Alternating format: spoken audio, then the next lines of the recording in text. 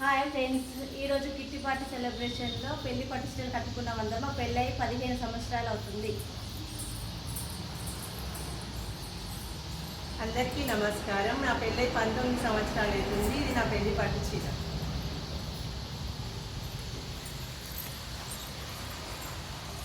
Hi friends, మా పెళ్ళై 25 సంవత్సరాలు అవుతుంది. ఇది మా పెళ్లి పట్టు చీర.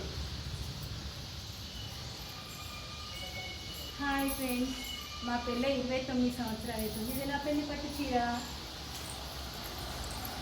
హాయ్ ఫ్రెండ్స్, మా పెళ్ళై 29 సంవత్సరాలు అవుతుంది. ఇది నా పెళ్లి చీర.